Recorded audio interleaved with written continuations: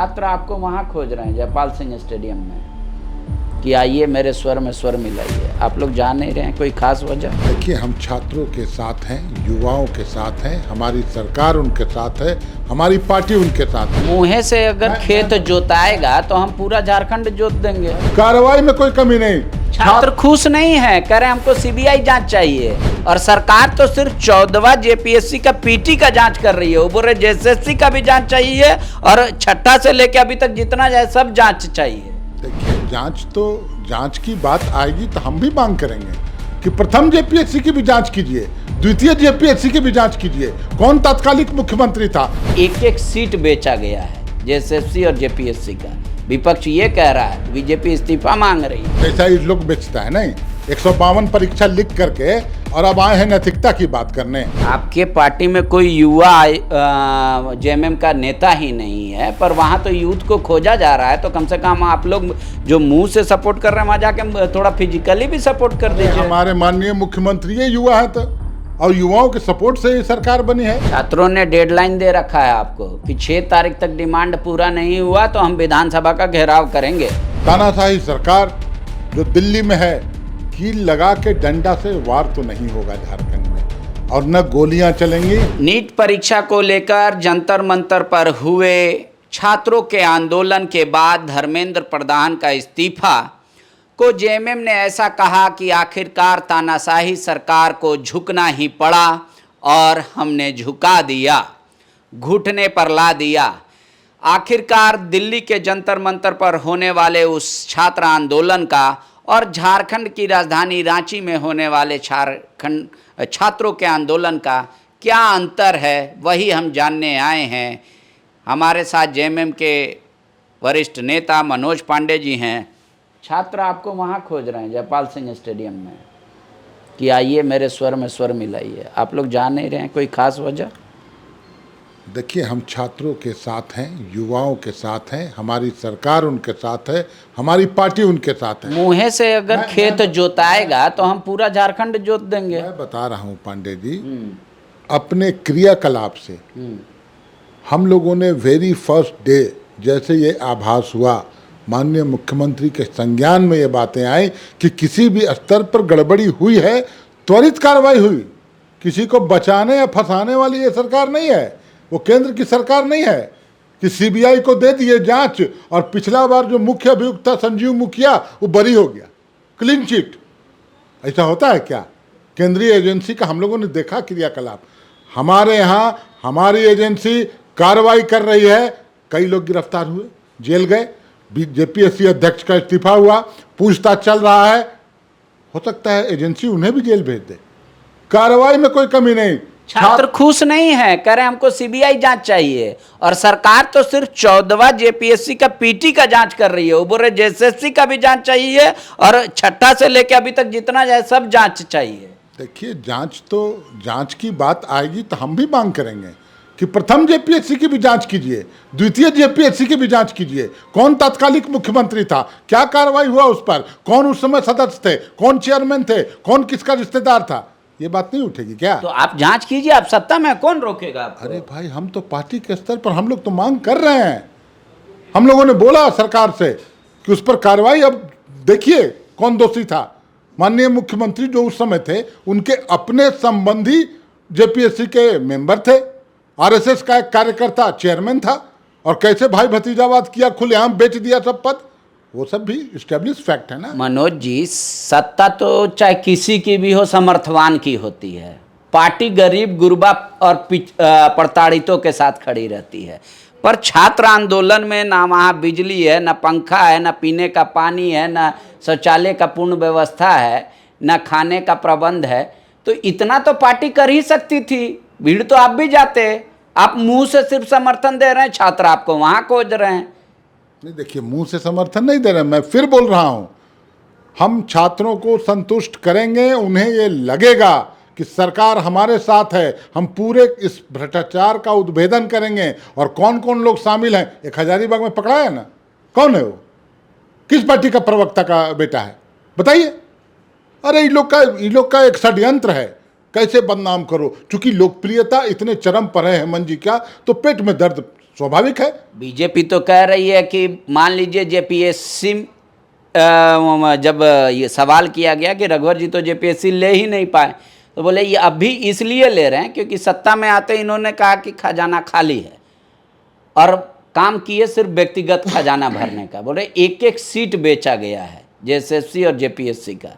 विपक्ष ये कह रहा है, बीजेपी इस्तीफा मांग रही है। जैसा ये लोग बेचता है नहीं, 152 परीक्षा लिख करके और अब आए हैं नैतिकता की बात करने। उत्तराखंड हो, उत्तर प्रदेश हो, महाराष्ट्र हो, छत्तीसगढ़ हो, सब जगह क्या हुआ? पेपर लीक, धांधली, सरेआम, व्यापम घोटाला कौन किया? तो झामुमो था क्या वहां? अब लड़ाई बस इस बात की है कि सूप कौन और चलनी कौन, बस इसी का लड़ाई। मैं आपको बता दूं, एक प्रतिबद्ध मुख्यमंत्री, एक संवेदनशील मुख्यमंत्री झारखंड में है। कार्रवाई हम करते हैं, जेल भेजने की जरूरत पड़ेगी जेल भेजेंगे, उद्भेदन करेंगे, आगे से ऐसा नहीं हो घटना उसको सुनिश्चित करेंगे। पर छात्र कह रहे हैं हमको सीबीआई जांच चाहिए। सीबीआई जांच? कौन छात्र बोल रहा है? छात्रों के प्रतिनिधियों से व्यक्तिगत रूप से तो बात होती है हम लोगों की भी। उन लोगों का बोलना है कि सीबीआई तो संजीव मुखिया को रिहा कर दिया। संजीव मुखिया नीट परीक्षा का मुख्य आरोपी। आज सीबीआई का क्या है, या कोई भी एजेंसी की बात आप कर लीजिए, आप केंद्र सरकार जो चाहेगा वैसे कर लेता है।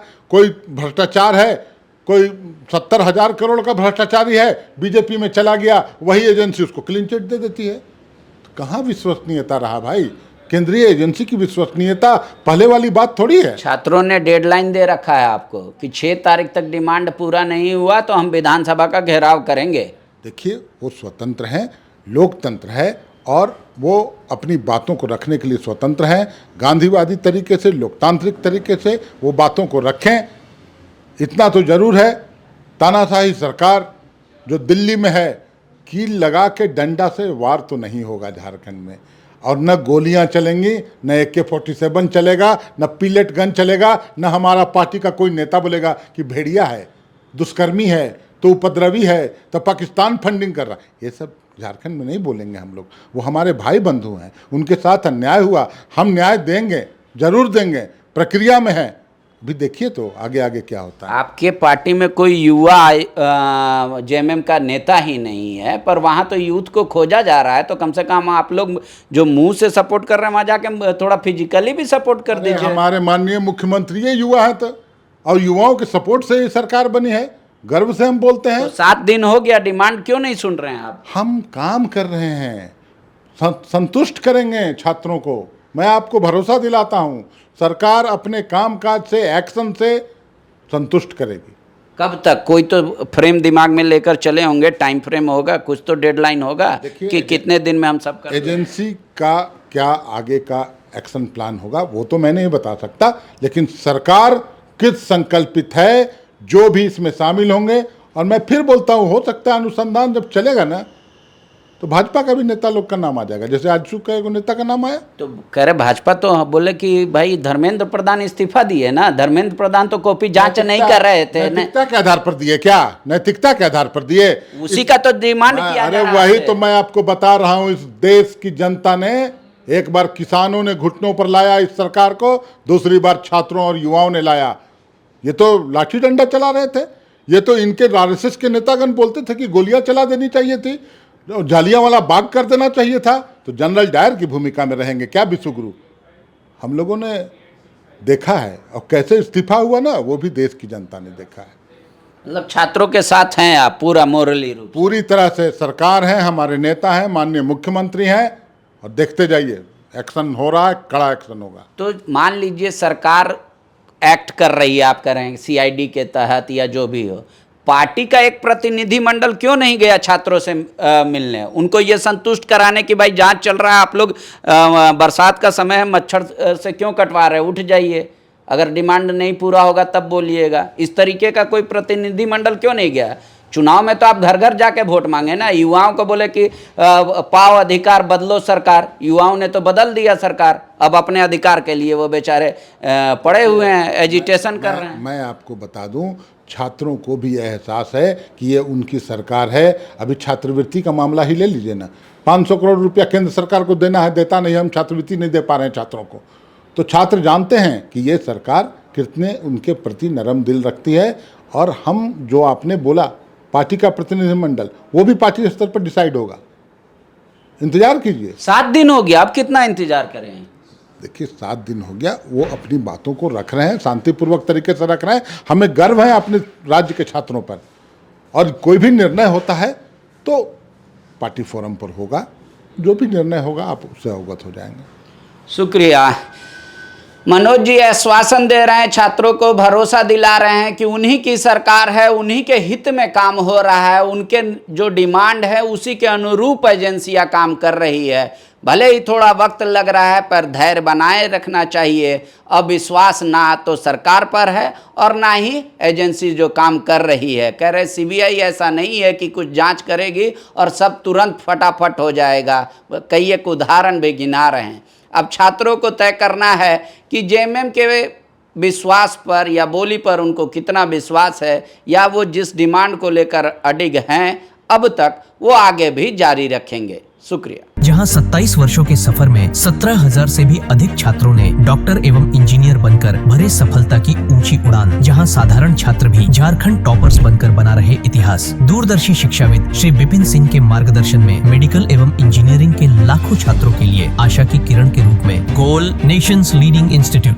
बायोम इंस्टीट्यूट नीट की तैयारी के लिए एक भरोसेमंद नाम। यहाँ अनुभवी फैकल्टी, स्मार्ट क्लासरूम और बेहतरीन टीचिंग मेथड से स्टूडेंट्स को मिलती है मजबूत तैयारी। यहाँ हर स्टूडेंट को मिलता है पर्सनल गाइडेंस और डाउट क्लियरिंग का पूरा सपोर्ट। नीट 2027 और 28 के लिए फेज 2 बैच 30 अप्रैल से शुरू हो रहा है। आज ही बायोम इंस्टीट्यूट से जुड़े और अपने डॉक्टर बनने के सपने को दे सही दिशा। बायोम इंस्टीट्यूट सिर्फ मेडिकल प्रिपरेशन का संस्थान। काम की तलाश है, भरोसेमंद नौकरी चाहिए? जुड़िए एएनजी के साथ, जहां श्रमिक सबसे पहले।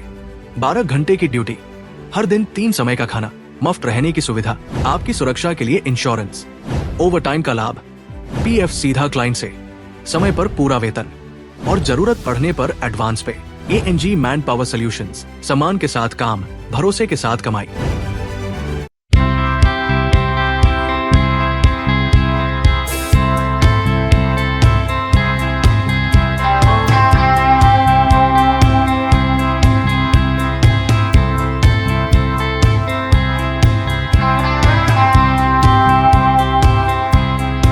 followup.in.